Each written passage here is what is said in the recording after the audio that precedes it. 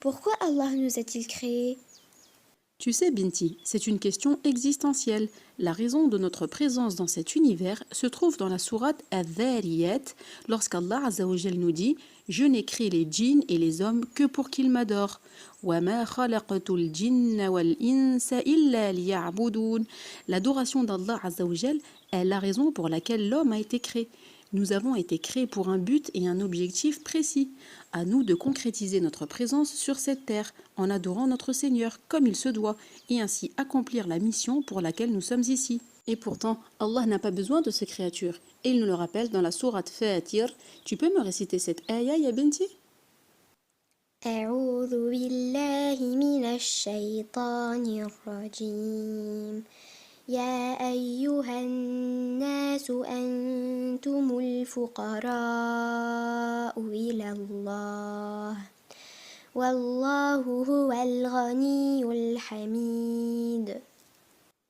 On comprend donc que cet ordre divin est dans notre intérêt et qu'il comprend ainsi de nombreuses sagesses, car qui mieux qu'Allah Azzawajal connaît le mieux ses créatures.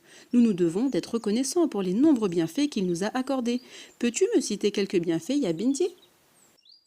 Oui, Ummi, le fait d'être musulman est l'un des plus grands bienfaits, alhamdulillah. Mais aussi manger et boire, car sans eau nous mourrons. Respirer, être en bonne santé, voir, entendre, parler, avoir un logement. D'ailleurs, dans la sourate Ibrahim, Allah nous dit أعوذ بالله من الشيطان الرجيم وآتاكم من كل ما سألتموه وإن تعدوا نعمة الله لا تحصوها إن الإنسان لظلوم كفار. Exactement, d'où notre devoir d'être reconnaissant envers Allah, car nous serons interrogés sur tous ces bienfaits et la façon dont nous les avons utilisés, c'est-à-dire soit dans l'obéissance à Allah Azzawajal, soit dans la désobéissance, et qu'Allah nous en préserve. Amin. D'ailleurs, Allah a agencé sa création, les cieux et la terre, pour nous conduire vers lui. Le fait d'observer l'univers, à savoir comment il a été créé et géré, doit nous pousser à se renseigner sur le Seigneur des mondes et créateur de toutes choses. Tu vois, Binti, cette chaise, elle a un sens, elle a un but, une finalité. Oui, Ummi, c'est que l'on s'assoit dessus. Voilà, eh bien nous, en tant que créatures, nous sommes une partie de cet univers. Et pour apprendre à se connaître, nous avons besoin de savoir quelle est notre place, quelle est notre fonction, quelle est notre mission dans cet univers-là. Car toute chose a un sens. Et lorsque tu lis le Coran, tu trouveras ce sens. Tu vas comprendre pourquoi tu as été créé et comment Allah Azzawajal nous a honorés par rapport à d'autres créatures. Comme par exemple le fait de développer des idées très complexes et détaillées par le langage. Et sache, ya Binti, que l'adoration est un droit d'Allah sur nous. Ummi, qu'est-ce que l'adoration? C'est le fait de se rapprocher d'Allah par ce qu'il aime et agrée comme parole ou acte, qu'il soit apparent ou caché, et en évitant ce qu'il a interdit.